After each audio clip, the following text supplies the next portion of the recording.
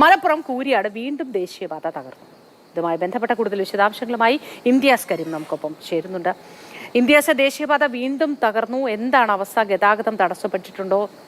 ആ പ്രദേശത്തെ ജനങ്ങളൊക്കെ എന്താണ് പറയുന്നത്? Moti, good morning. മലപ്പുറം കൂരിയാട്ട് ദേശീയപാതയുടെ വാർത്തകൾ നമ്മൾ കണ്ടതാണ്. നേരത്തെ തന്നെ അത് മൊത്തമായിട്ട് ഇടിയുകയും വലിയ പ്രശ്നങ്ങളിലും വലിയ ചർച്ചകളും ഒക്കെ ഉണ്ടായതാണ്. എന്നാൽ ആ ദേശീയപാതയിൽ തന്നെ മറ്റൊരു ഭാഗത്ത് ഇപ്പോൾ ഭിത്തികളൊന്നാകെ ഇടിഞ്ഞു നിൽക്കുന്ന കാഴ്ചയാണ് കണ്ടത്. ഇന്നലെ രാത്രിയിലാണ് ഇങ്ങനെ സംഭവിച്ചത് എന്നാണ് നമ്മൾ മനസ്സിലാക്കുന്നത്. അതായത് നേരത്തെ സംഭവിച്ചതുപോലെ തന്നെ ഈ കോൺക്രീറ്റ് ഭിത്തികൾ, ഈ ടെക്നോളജി നമുക്കറിയാം, ഇത് ഈ ഭിത്തികൾ മുഴുവനായിട്ട് തകർന്നു വീണിരിക്കുന്നു. അതിന്റെ ഒരു മുകൾ ഭാഗത്താണ് ഏറ്റവും കൂടുതലായിട്ട് ഒരു ഭാഗം മുഴുവനായിട്ട് താഴേക്ക് അടർന്നു വീണിട്ടുള്ളത്. നോക്കുമ്പോൾ തന്നെ റോഡ്, അതായത് ടാറിട്ട റോഡിന്റെ താഴെയുള്ള കോൺക്രീറ്റ് കട്ടകൾ, ആ കോൺക്രീറ്റ് കട്ടകൾ പോലും ഇവിടെ നിന്ന് നമുക്ക് നോക്കുമ്പോൾ മനസ്സിലാവും. അത്രത്തോളം ഒരു പക്ഷേ പേടിയുണ്ടാക്കുന്ന തരത്തിലുള്ള ഒരു കാഴ്ചയാണ്. കാരണം ഏതെങ്കിലും ഇപ്പോൾ ഇതുവഴി നേരത്തെ തന്നെ ഇവിടെ ഈ ദേശീയപാത തകർന്ന സമയത്ത് തന്നെ ഇതുവഴിയുള്ള ഗതാഗതവും മറ്റുമൊക്കെ നിരോധിച്ചിരുന്നു. കാരണം ഒരു ഘട്ടത്തിൽ പോലും ഇങ്ങോട്ട് വരാനൊന്നും അനുവാദമില്ല. അതുകൊണ്ട് ഈ സമയത്ത് ഇപ്പോൾ ഇതിലെ വാഹനങ്ങളൊന്നും പോകുന്നില്ല. പക്ഷേ ഈ കൂരിയാട് ദേശീയപാതയുടെ ഓരോ ഭാഗങ്ങൾ ഇങ്ങനെ അടർന്നു വീഴുന്നു, പൊളിഞ്ഞുകൊണ്ടിരിക്കുന്നു എന്ന് നമുക്ക് പറയാൻ കഴിയുന്ന ആ തരത്തിലുള്ള ആ കാഴ്ചയാണ് നമ്മളിപ്പോൾ കാണുന്നത്.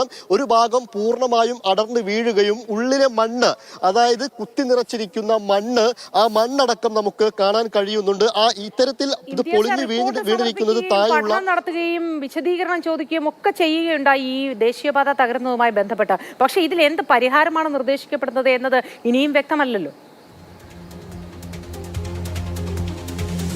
പരിഹാരത്തിന്റെ ഒരു കാര്യത്തിലേക്കൊന്നും ഇതുവരെ എത്തിയിട്ടില്ല മൂത്തി. നേരത്തെ NHAIയുടെ 3-അംഗ സംഘം എത്തി ഇവിടെ പരിശോധന നടത്തിയിരുന്നു. ഇതുമായി ബന്ധപ്പെട്ട മറ്റു വിദഗ്ധരുമൊക്കെ ഇന്നലെ അടക്കം ഇവിടെ എത്തി പരിശോധന നടത്തി പോയതാണ്. പക്ഷേ എന്തു പരിഹാരം, എന്താണ് ചെയ്യേണ്ടത് എന്ന കാര്യത്തിലൊന്നും ഒരു വിശദമായ റിപ്പോർട്ടോ കാര്യങ്ങളോ ഒന്നും ഇതുവരെ ഉണ്ടായിട്ടില്ല. നമ്മൾ നേരത്തെയൊക്കെ സൂചിപ്പിച്ചതാണ്, തൊട്ടപ്പുറത്ത് വയലാണ് നമുക്ക് കാണാൻ കഴിയുക. മഴ വലിയ രീതിയിൽ കനത്തതോടെ ഈ വയലിൽ വെള്ളം കയറുന്നുണ്ട്. ഈ വയലിൽ വെള്ളം കയറുന്നതും ഈ മണ്ണിന്റെ ഘടനയുമാണ് ഈ ദേശീയപാതയുടെ പ്രശ്നമെന്ന് നേരത്തെയൊക്കെ നമ്മൾ പറഞ്ഞതാണ്. അതുകൊണ്ട് തന്നെ ഈ വെള്ളം, മണ്ണ് തെന്നി മാറുകയും ദേശീയപാത ഇടിയുകയുമാണ് ചെയ്യുന്നത്. ആ രീതിയിലുള്ള ഈ വയലിലുള്ള അതേ മണ്ണ് തന്നെയാണ് ഈ ദേശീയപാതയ്ക്ക് വേണ്ടി ഇവിടെ കുത്തി നിറച്ചിരിക്കുന്നതും. ഇപ്പോൾ സംഭവിച്ചുകൊണ്ടിരിക്കുന്നത്, ഓരോ ദിവസവും സംഭവിച്ചുകൊണ്ടിരിക്കുന്നത്, ഇവിടെ ഉണ്ടാകുന്ന വിള്ളലിന്റെ വ്യാസം, വിള്ളലിന്റെ വ്യാപ്തി വലുതാവുന്നു. അതോടൊപ്പം ഈ കാണുന്ന കട്ടകൾ, നമുക്കറിയാം ദേശീയപാത ഒന്നാകെ സർവീസ് റോഡിൽ നിന്ന് നമുക്ക് ദേശീയപാതയുടെ മുഴുവൻ ഭാഗങ്ങളിലും കാണുന്ന കട്ടകളാണിത്. ആ കട്ടകളാണ് കാര്യമാണ് ഇതിന്റെ ശാസ്ത്രീയത. അതിന് നമ്മൾ ഈ കൂടുതൽ പോളിടെക്നിക് ഒന്നും പഠിക്കേണ്ടെന്ന് തോന്നുന്നു. ഈ ഒരു ഒറ്റക്കല്ലിൽ ഇത്ര ഭീമാകാരമായ ഒരു സ്ട്രക്ചർ എങ്ങനെയാണ് താങ്ങി നിർത്തുക എന്നത് തുടക്കം മുതൽ സംശയം ഉണ്ടാക്കിയൊരു കാര്യമാണ്. പക്ഷെ ഓരോ നിമിഷവും നമ്മുടെയൊക്കെ അവലോകനത്തിലൂടെ, നമ്മുടെയൊക്കെ വിലയിരുത്തലിലൂടെയാണ് കാര്യങ്ങൾ കടന്നു പോകുന്നത് എന്ന് ഉറപ്പ് പറഞ്ഞവരുടെ ആരുടെയും മറുപടി ഇതുവരെയും കിട്ടാനില്ല എന്നതാണ്.